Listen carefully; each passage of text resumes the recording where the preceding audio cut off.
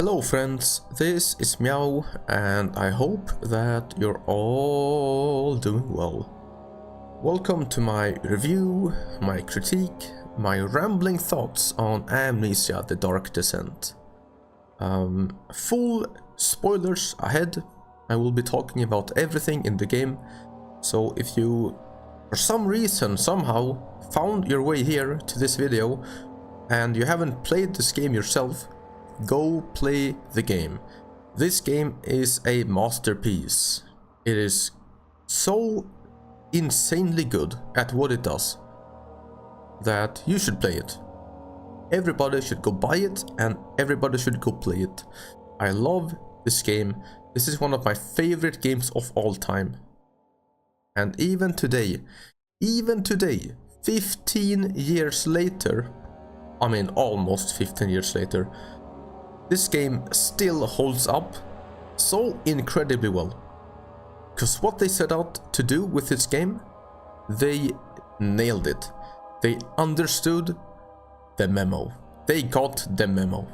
And they aced it. They aced the test. So what I've done here is I've written a little list with bullet points and I'm just gonna go through them one by one and talk about them.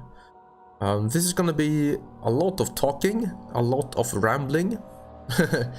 I might show some gameplay footage here and there to sort of show what I'm talking about.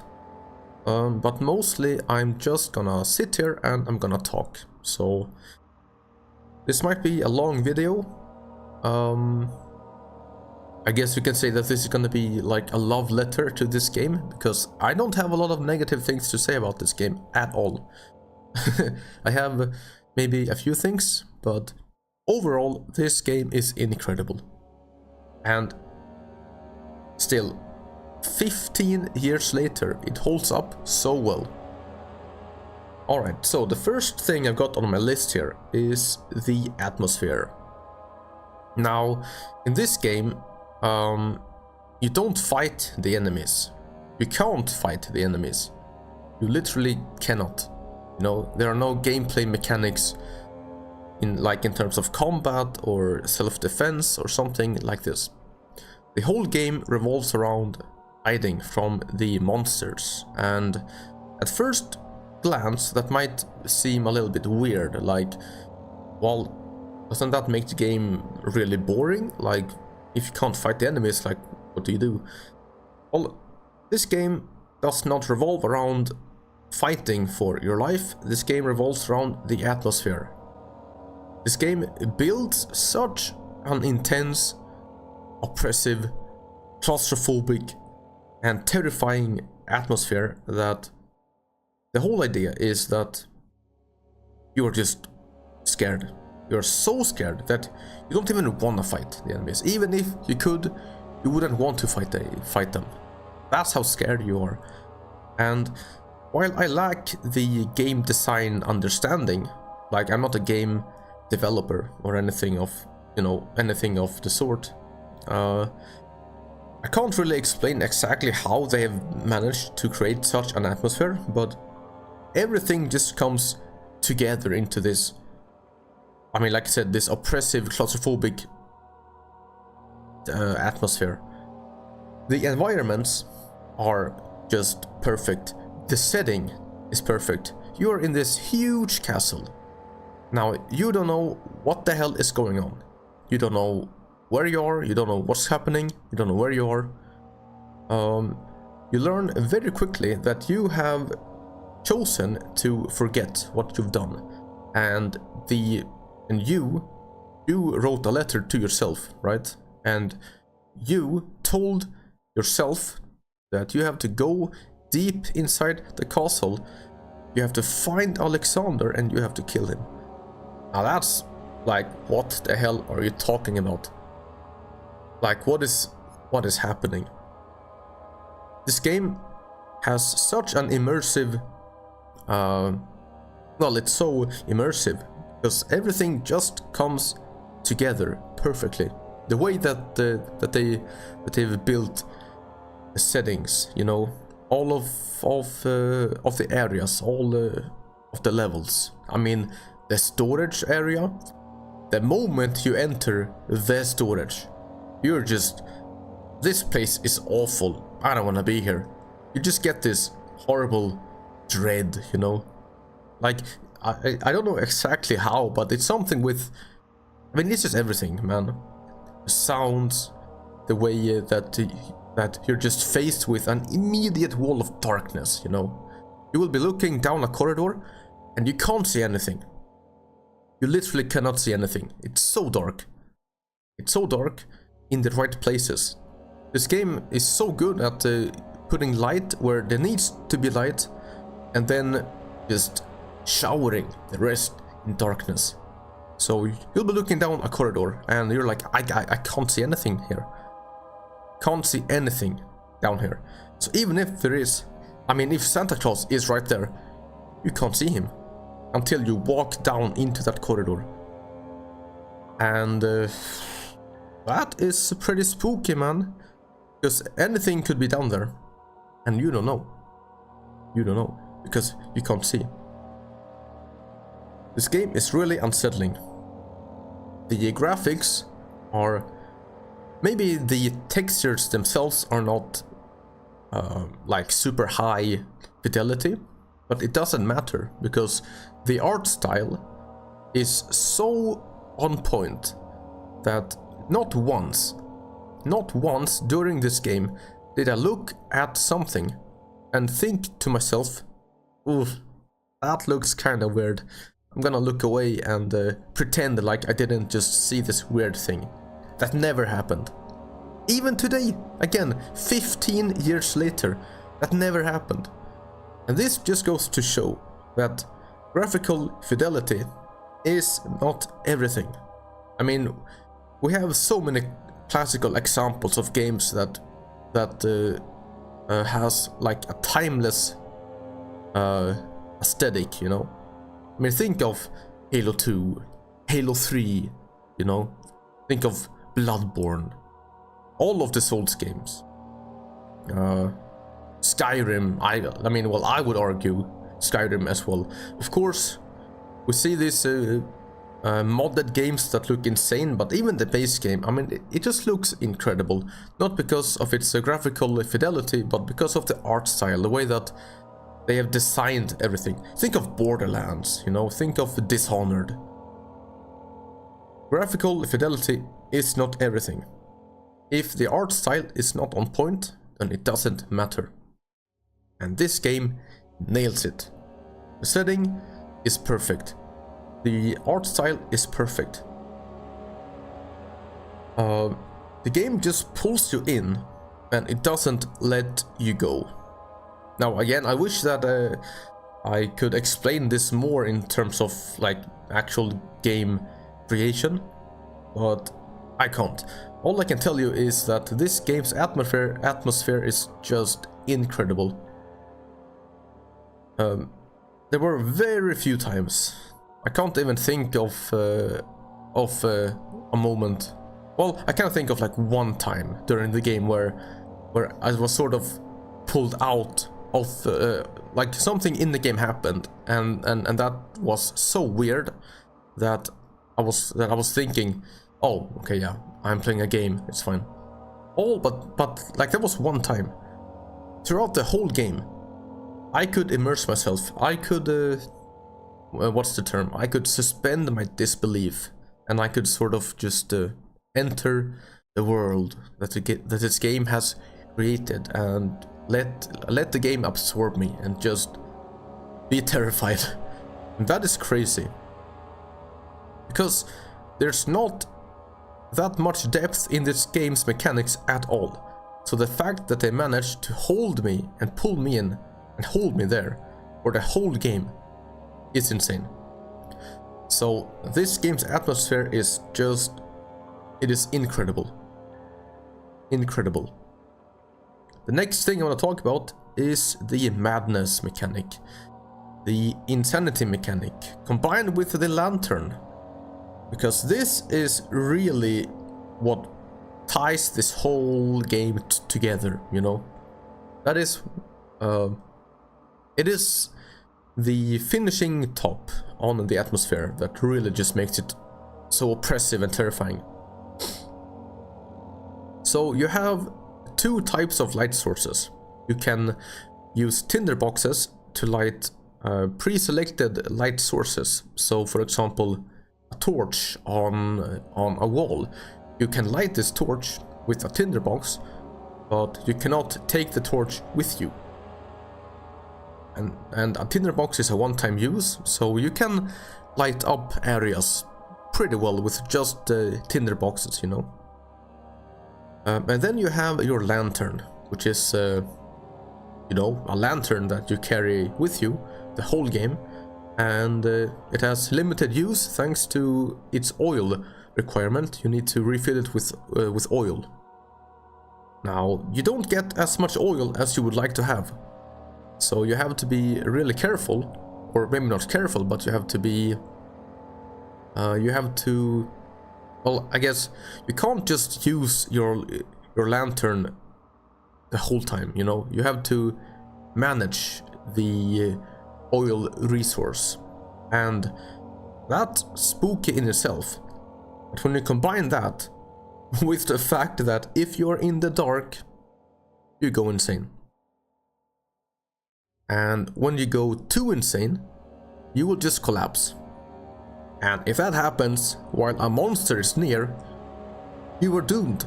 So, you know, you have to hide in the dark, but when you're in the dark, you go insane.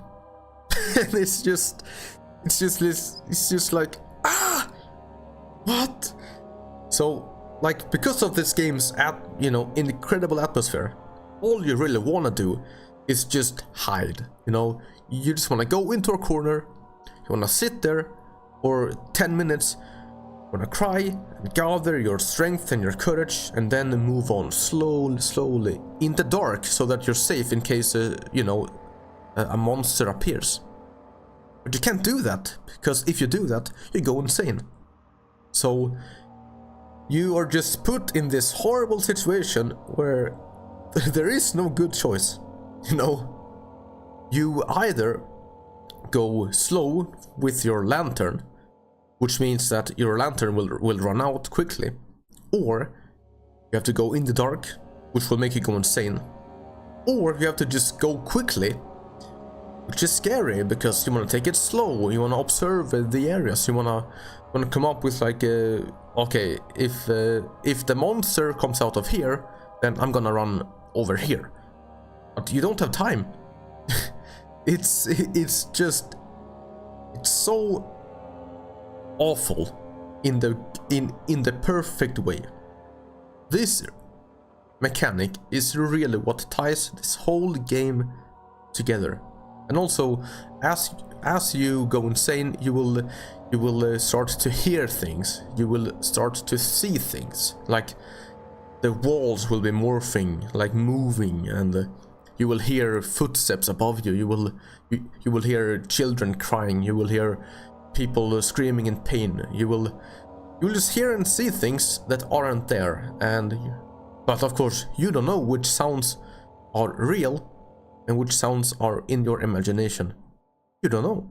So, and that's also part of the atmosphere. All these things that you hear, all these sounds, well, wait, all the things that you see and all the sounds that you hear, it's just it's a stroke of genius, you know. It's a stroke of genius. Let's talk about the sound. You know, sound in a horror game is, I think, much more important than the visuals.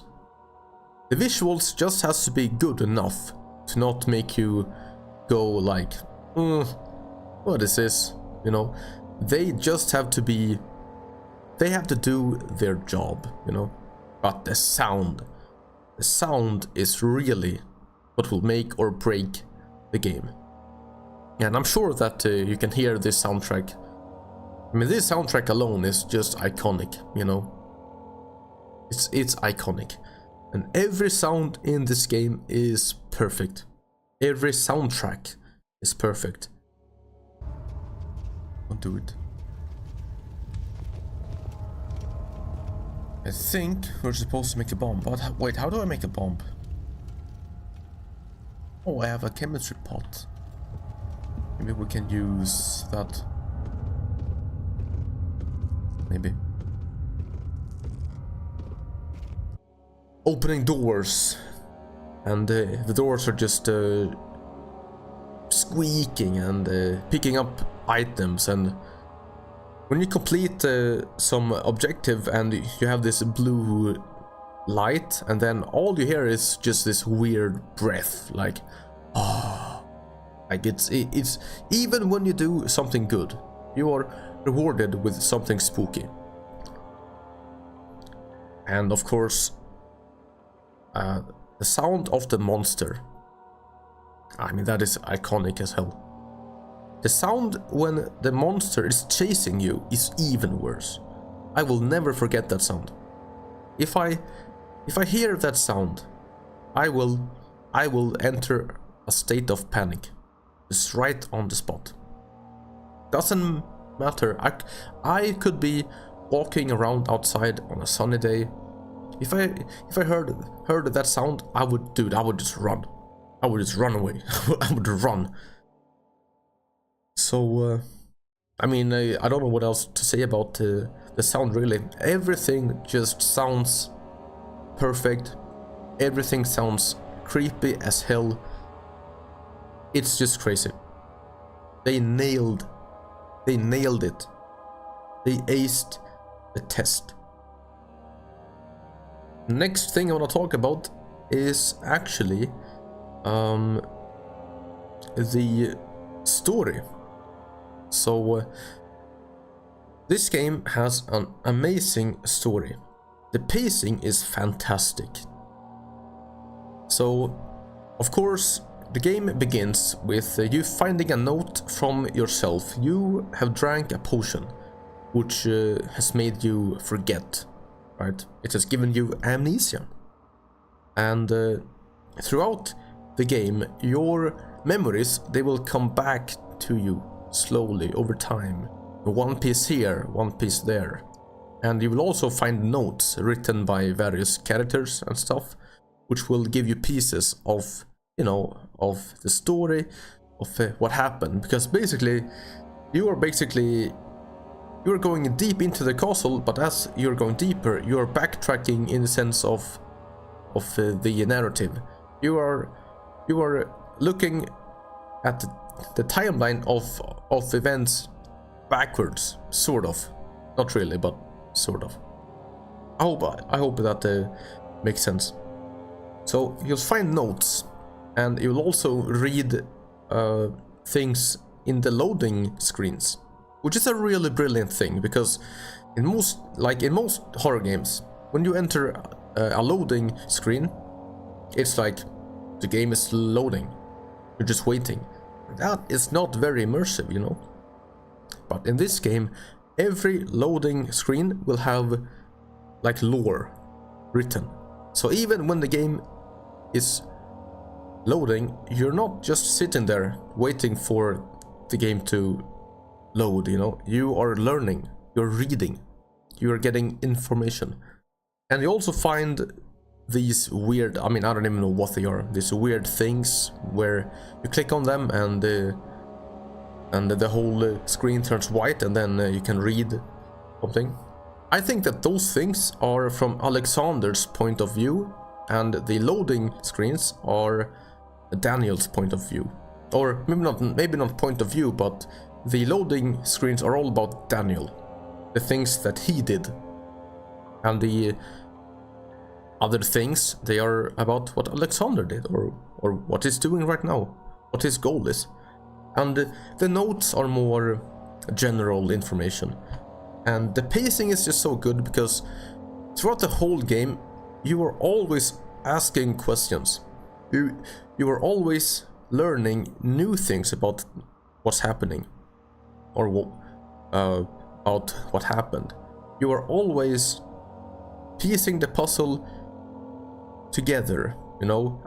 I never felt at some point that I was just running around reading things without learning anything. Everything that you read has a purpose. You learn something by it. And even so, you never learn too much at once to where it confuses you. And it also never leaves you hanging. It's always this perfect pace where you are learning, but at the same time you're always curious. You know, you might get one answer, but this one answer poses two more questions. So you're always walking around wondering, oh my god, what happened? What did I do? What did he do? What did this guy do? Who is this? Who is that? What's happening? What is this? Blah blah blah. So it's really, really good, because what can happen if there's too much story, you might be focusing too much on the narrative, which will sort of take away space from the horror. And of course, because this game is so scary, it might be hard to actually follow a really deep, complex storyline. They hit the balance perfectly here. It's not too much, and it's not too little. And it's also just really freaking interesting. Because again, the first note that you read from yourself tells you to go kill Alexander. It's like, why would I do that? Like, what did he do? And then the whole thing, I choose to forget. Why? Why do I want to forget? And as you go on throughout the game, you're learning that Alexander is not really a pleasant person. He's not doing pleasant things. And of course, you are interacting with him. Daniel, he was, you know, I guess working with Alexander, and you just have this sinking feeling in, like, in your gut. Like, did I do something bad as well? I mean, Alexander's doing horrible things. Am I doing those things as well? And you want to believe that you didn't do those things, but the further you go, the more you realize that I did some horrible things, did I not? I think I did. But even so, you're hoping that you didn't do them. But then, at one point, it hits you in the face, and you cannot deny it anymore. Oh my god, I did these things as well. I did these things. Not only, but, here's the important thing. I don't blame Daniel as much as you might believe, because Daniel was in a really vulnerable situation. He was fearing for his life. He looked for help in many places and many times, but everywhere he looked, everywhere he went, the shadow hunting him just caused mayhem. He couldn't find anything until he came in contact with Alexander. Now, just think about this, right? You are going to die. You're going to die in a horrible way. But this guy tells you that he can help you. What do? Of course you're gonna want his help. Of course you will give him a chance. And we're looking at the game from sort of after the fact, you know. We know that we did so much bad stuff, but it didn't start like that. It began with one thing, then another, and then another. So I think that Daniel is also sort of a victim. Of course, that might sound weird because he did do a lot of horrible things, but I think that Daniel was being manipulated. In his vulnerable situation, he was being used and manipulated by Alexander to do his bidding. Because of course, in the end, we learned that Alexander had no intentions of helping us, right? He wanted to help himself, and he used Daniel to get there. So while, of course, we have to condemn Daniel for what he did, I don't think that it's as bad as you might think at first. I have sympathy for Daniel in a way. Of course, I might be biased because, you know, I'm playing as Daniel. But, you know, it is a complicated story that poses a lot of moral questions, you know. I think that you can sit down and really discuss what you think is right, what you think is wrong, and people will come to different conclusions, you know.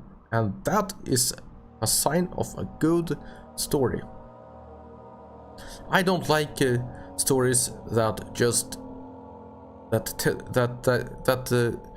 I don't like a story that gives you the answers. You know, I want a story to pose questions and let me come to the answers myself. Whether those answers align with the developers' opinions or not is irrelevant to me. I am all for this whole thing of death of the author. What matters is my interpretation, is my reading of the story. And this game does it so well. Because again, it is complicated. It's a complicated story that people can and will discuss. Now, we can't talk about this story without talking about the endings, of course. So, as I understand it, there are 3 endings in this game.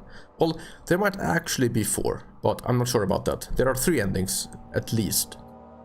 You can either let Alexander enter the gate, which means that he wins, basically. Alexander gets to leave to, or well, Alexander gets to accomplish his mission. Daniel dies and Agrippa dies. In the other ending, you flip over all of the portals. I mean, all of the pillars. The gate doesn't open. Alexander dies. Agrippa dies, I think, but Daniel survives. And the third ending is where you send Agrippa through the gate. This kills Alexander once again, and it also kills Daniel, but Agrippa lives. And this is the ending that I got. This is not the ending that I wanted to actually get. This is not the ending that I aimed for. Now, this is one thing that the game maybe does not super well, because I was under the intention that I could enter the gate as well.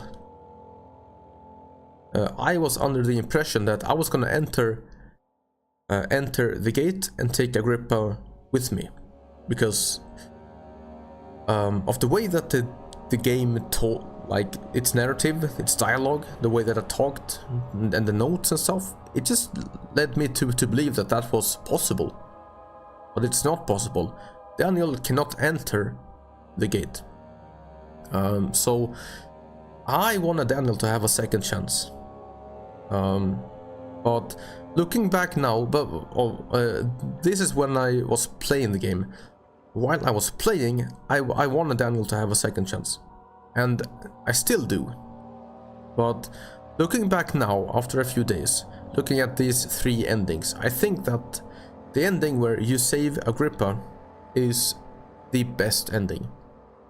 Because Daniel spent so much time and did so much damage, condemned his own soul to save himself.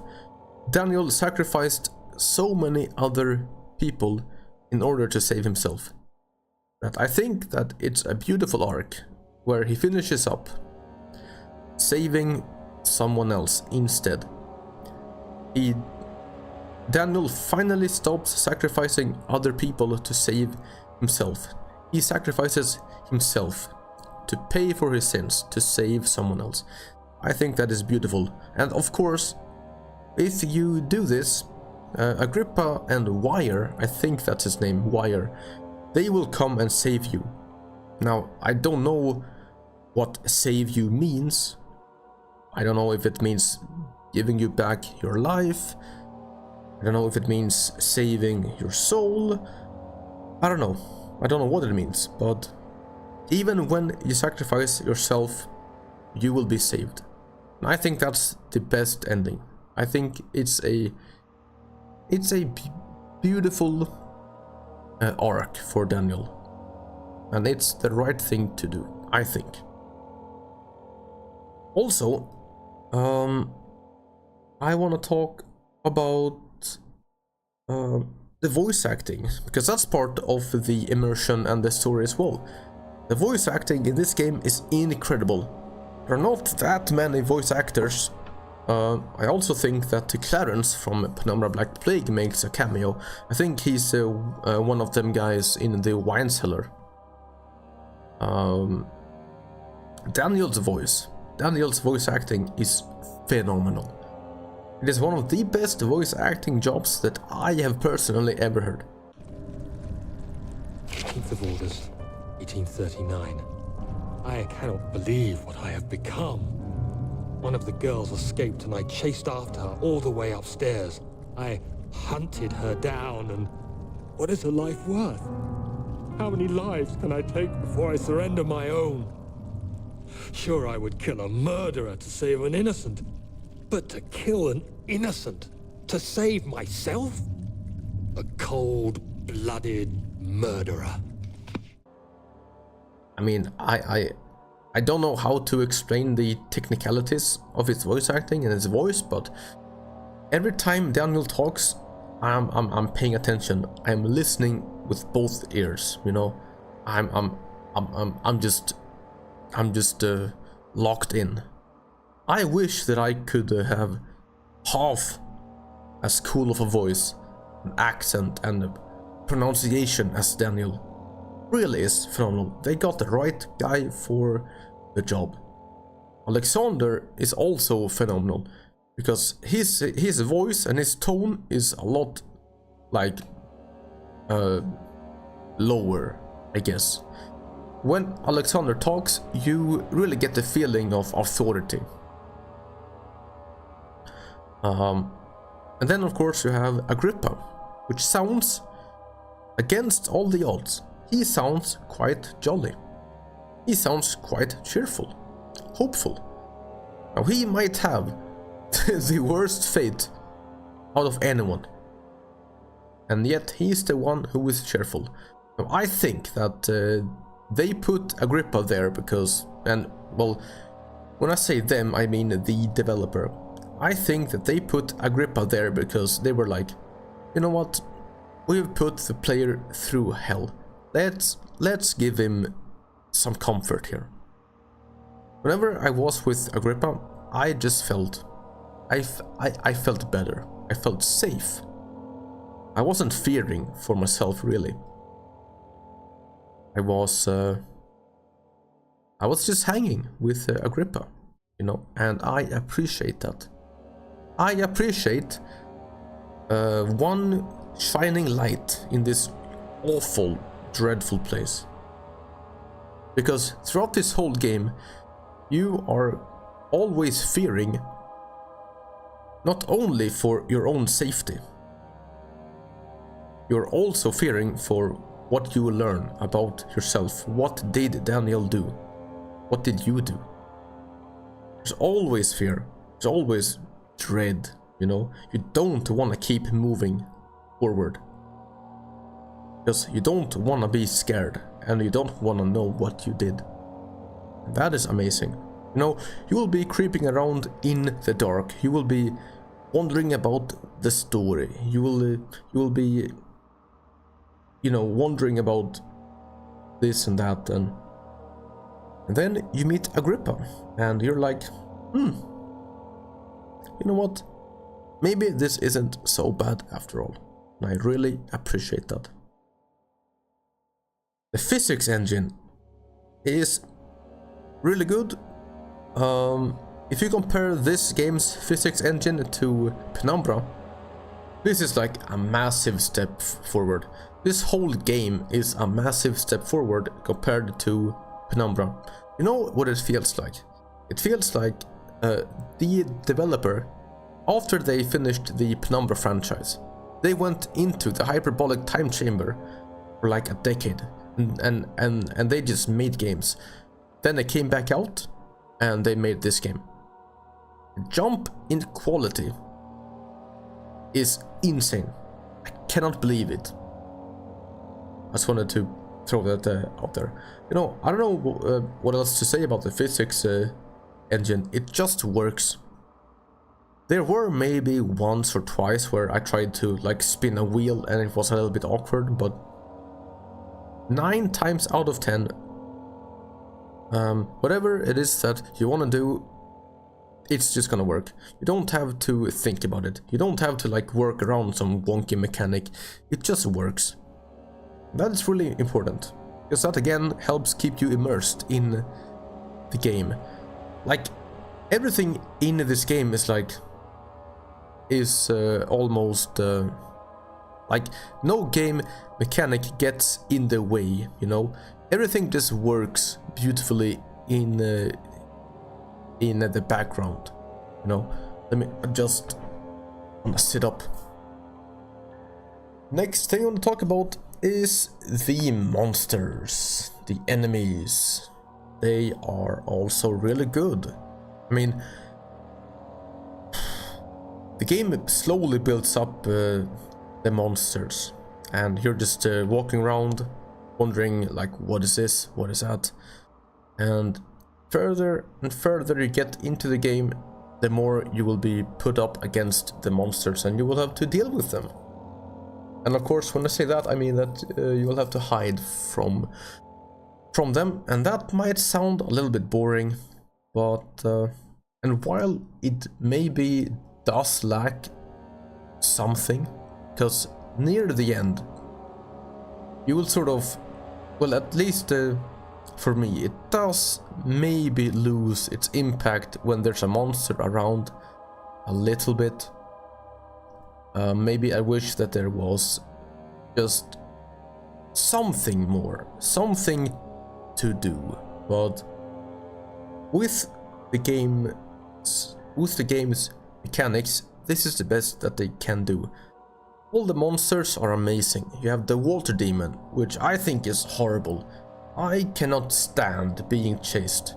Like running away from something and just hearing that thing just chasing you, that fits, I mean, that ruins me, man. That ruins me. So that's like my worst nightmare. Then you have the normal enemy, and then you have the Moo guy, and I mean, they are just phenomenal, you know.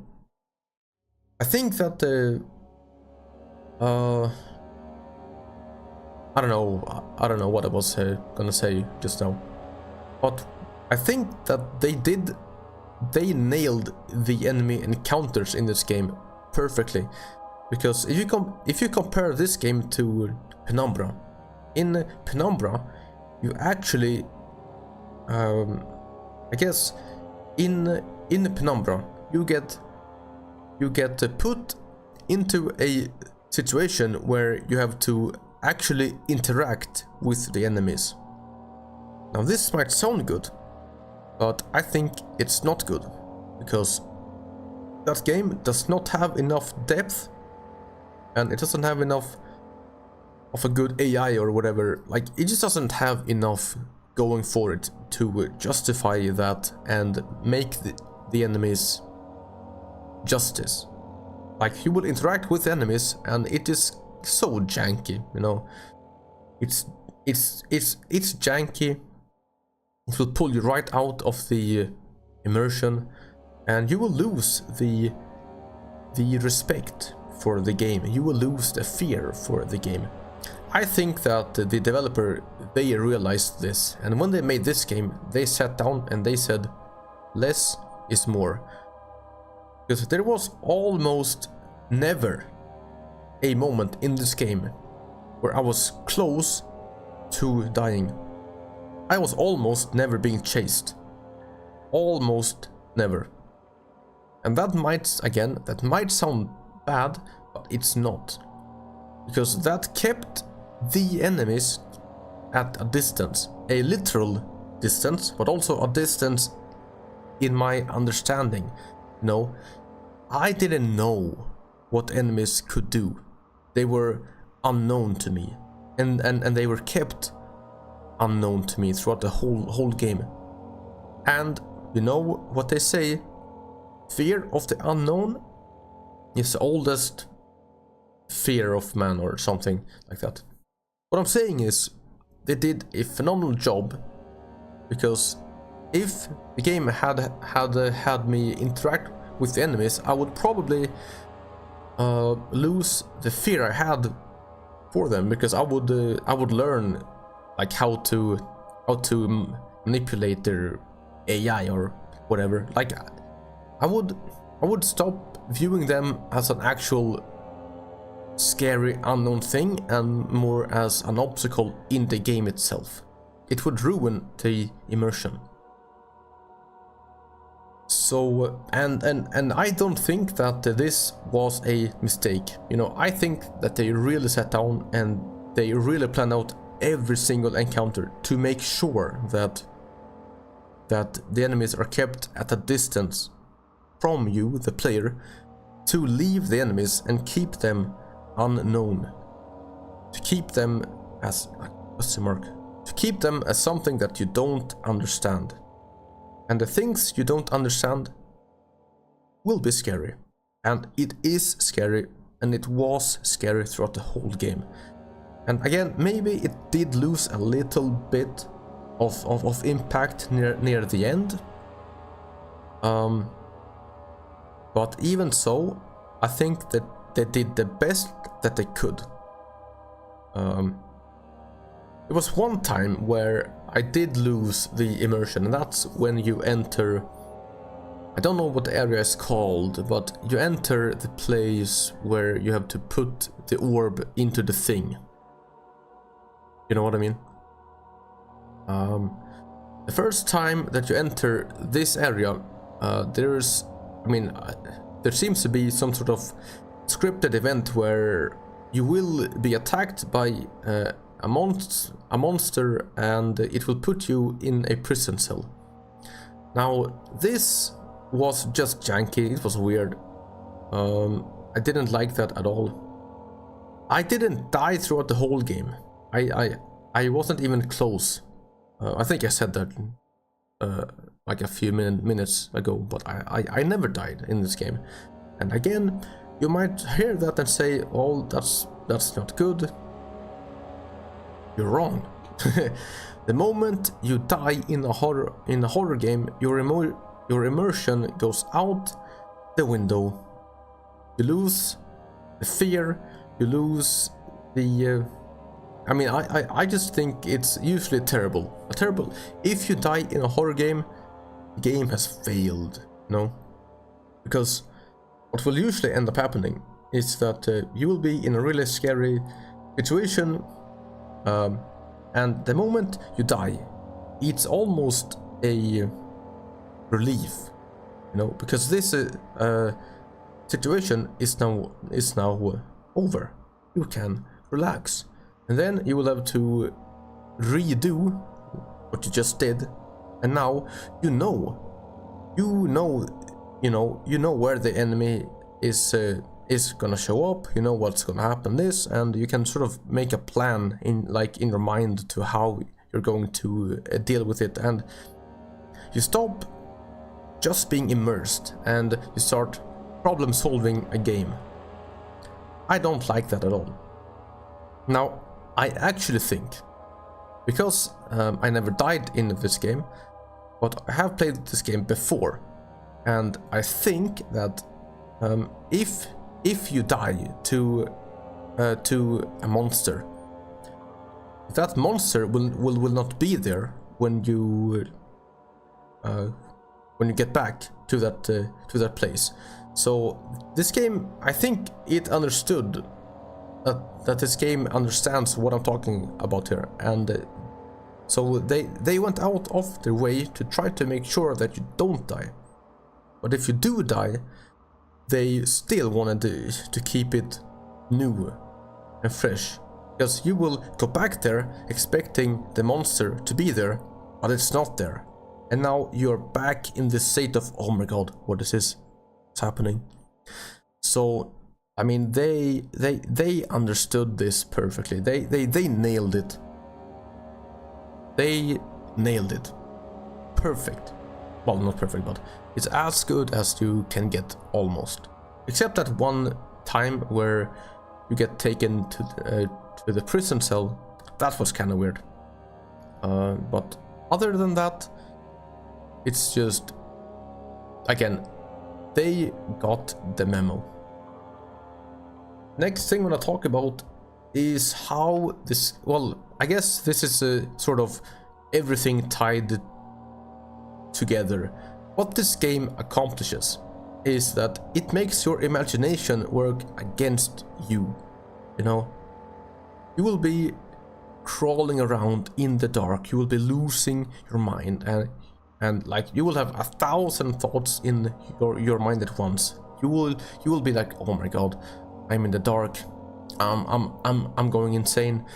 Do I want to light this candle here? Do I want to light this torch on the wall here? If I do that, I will ruin this hiding spot. I will be visible. I will not be safe. But I'm also going insane, so it doesn't matter if I'm safe or not, because I'm going insane. Maybe I should use my lantern. But oh, how much oil do we have? Oh, I don't have that much oil. Oh my god, I should save the oil. And then you're also wondering about the story, like, oh my god, what did I do? What did Alexander do? What is this? What is that? And you're also wondering about where is the goddamn monster? Where is he? Is he gonna show up in that hallway? Behind that door? Behind, like, where is he? And then while you're just creeping around, crawling around, trying to come to your senses, you will just hear from the distance this awful sound, you know, this monster's growl, and you're just like, it's just, it is phenomenal. It really is. And this kept happening throughout the whole game, you know. I don't know what else to really say about it other than that. This game turns your own imagination against yourself, because you will be coming up with horrible thoughts like, oh my god, this monster is gonna show up there and then I'm gonna die. Or it's like, oh my god, if it shows up here, where can I hide? Can I hide here? I don't even know. And you're just inventing ways that you will be screwed. And in the middle of these awful thoughts, you will be hit with the reality that the monster is right here and you have to deal with him now. And it's phenomenal. And also, going back to the atmosphere and the insanity mechanic, this hit me pretty late in the game, but when I was in the choir, this big place with these huge pillars and this red mist and like what seemed to be infinite depths, I realized that, wait a minute, I'm not actually walking through real physical areas here. Like, this area is not real. This is in my mind. This is my imagination. Daniel is insane. He has completely lost his mind. And again, this didn't hit me until very late in the game. It should have hit me earlier, but it didn't. Because, like I said earlier about the sounds and the atmosphere, you hear things that aren't real, right? And that's like a clue, but I never made the jump that what I'm hearing is in my mind, which could mean that what I'm seeing is also in my mind. But once that thought hit me, once I had this realization, my mind was blown. Because there's no way that the choir is actually a real place. no one can convince me that deep in the castle there's that area. You cannot convince me of that. And that, I think I said that during my Let's Play. I said that this looks like hell, you know. That made me think, you know.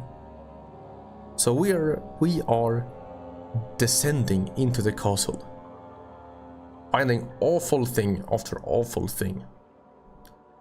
And in the ending where you flip the pillars over, destroying the gate and escape the castle, Daniel says, like, he says something like, you might think that I was afraid of going back through the castle, but I wasn't. This castle is my own made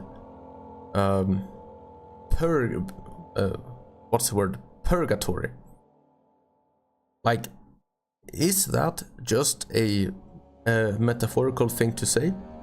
Or are we actually descending through hell as punishment for our sins?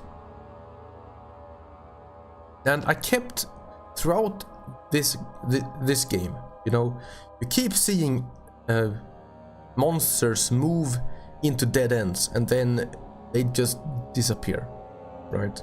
And at first I thought that, well, maybe, I mean, they just despawn.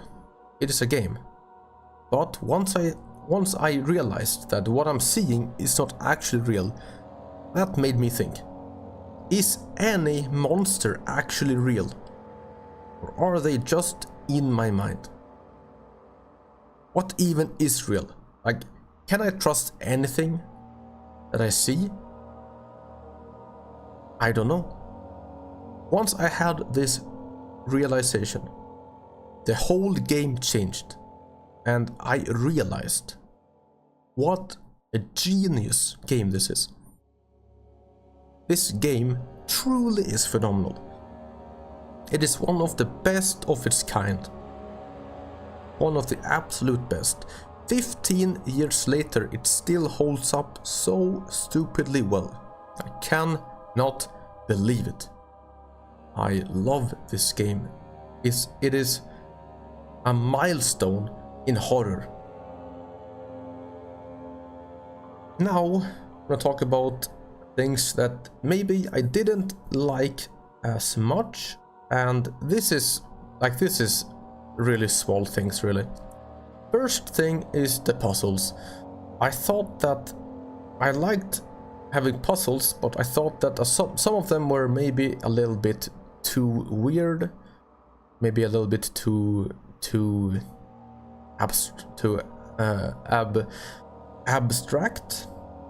Maybe they were a bit too many at times, but I don't really know. Like, it's not a huge thing. It's just something that I thought maybe could be done a little bit better. For example, when you're in the machine room, I don't mean the machine room for the elevator. I mean the machine room once you exit the... Is it the prison? Or is it somewhere else? I think you exit the prison area and you get into this place where you have to like go into this machine room, and you have to like on one side you have like these hanging things, and then you have to match them on the other side, and I don't know, that was just kind of weird. I think that's after the prison, but I could be wrong about that. I don't really remember exactly, but I mean, yeah, there were just a few puzzles that I thought were just a little bit too weird.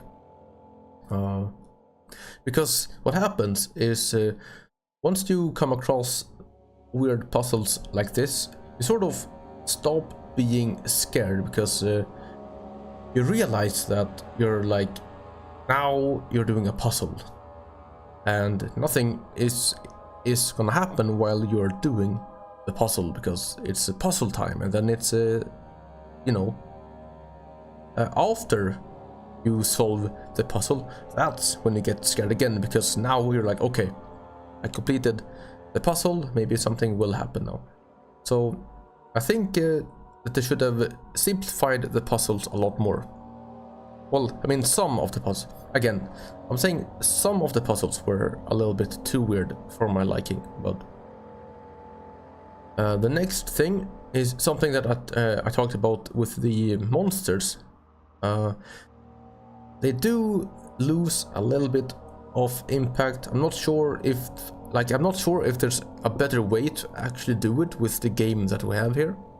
I think this might be the best thing that they could have done. So again, I just wish that there was something more, just a little bit of something. The one time where you die or get hurt and get put into the prison cell, I really didn't like that at all. I didn't like that at all. I simply wish that wasn't in the game at all. I'll say that. And the last thing on the things I didn't like is the ending mechanics are a little bit hard to actually understand, at least in my opinion, because like I explained, I was under the impression that I could actually enter the gate myself. Now this might not be a bad thing, because this is also a gut punch, which really shows you that Alexander, he doesn't care about you. He used you. He manipulated you. And also, like, we are dealing with what, gates to some alternative dimension, or like, I don't even know what it is. So how do you explain the mechanics behind this thing? Like, I don't think it's like you know, if you can go both. It is understandable that you wouldn't understand how to do these things with, because like how, again, we're dealing with really weird stuff here. But you know, I don't know. Maybe I wish that I just understood how to get the ending that I wanted a little bit more, because like I said, I wanted Daniel to escape, and I didn't manage to get that ending at all. And now in hindsight, I think that I got the best ending, but maybe it would have been more impactful if I didn't get the best ending. I got an ending, and at the moment I thought, yes, I got out. But then after a few days, I would think about it, and I would realize, I did the wrong thing here. I just wish that I understood a little bit more on how to get the ending that I wanted. But that's all of the things that I didn't really like. 4 things: the puzzles, the monsters lose their impact a little bit, the one time that you die, and then the ending mechanics. Other than that, I mean, that's all of the nitpicks that I have, and like, they are not like huge issues at all. They are really just small nitpicks, you know. Overall, this game is phenomenal. This is one of the greatest horror games of all time, and I hope that I have made my case clear. I hope that I have managed to explain my thoughts and my opinions well. Please tell me in the comments if you agree, you disagree. You can leave a like, you can leave a dislike, you can do whatever you want. Just let's have a conversation about the game, you know. What do you like about the game? What do you don't like about the game? Yeah, I guess that's all that I have to say about this game. I hope that you have enjoyed listening to me rant. If you are still here, then cool, thank you. yeah, I guess that's it. I don't have anything else to say, I think. So I'm gonna leave you with that. Thank you so much for watching. If you watched my whole Let's Play, thank you so much. It means a lot to me. I hope that you will have a good day or evening or whatever it is. Stay safe, take care, and I will see you in the next video, I hope. So, thank you again. Bye!